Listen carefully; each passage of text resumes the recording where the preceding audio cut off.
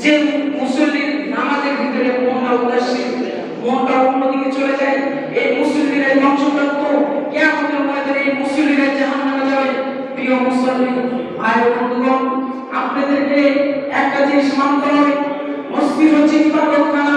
আপনারা আসে মসজিদের ভিতরে যে বিশৃঙ্খলা কথাবার্তা বলেন, আমি যা সামনাসামনি দেখেছি তাই আমি বলছি। আমি যে মসজিদে চাকরি করি, মুন্ডা মসজিদে, এই মসজিদে অনেক বাজে কথা হয়, যেটা বাজারে ঘাটে বলা হয় সেটা মসজিদের ভিতরে বলা হয়। তো মসজিদের আদবটা আমরা করে রাখি, মসজিদের আদব কিন্তু আমরা রাখি। আল্লাহ সুবহানাহু ওয়া তাআলা পবিত্র কালামের মধ্যে বর্ণনা করে দিয়েছেন। তাহলে আমাদের মসজিদের আদবকে, যে কিভাবে মসজিদের আদবটা ঠিক থাকে, এইভাবে আমাদের চলাফেরা করতে হবে।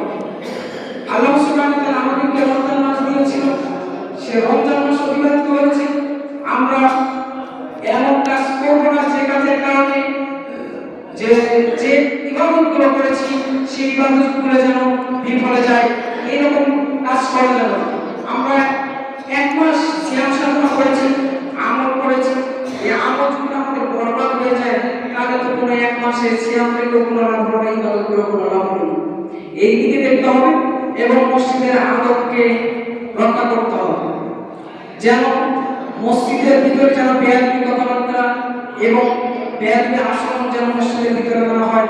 এটা সকল মুসলিমের কাছে আবদার থাকবে ইনশাআল্লাহ। যে আমরা যে আল্লাহ সুবহানাহু ওয়া তাআলার কাছে আমরা সবসময় শুকরিয়া আদায় করব যে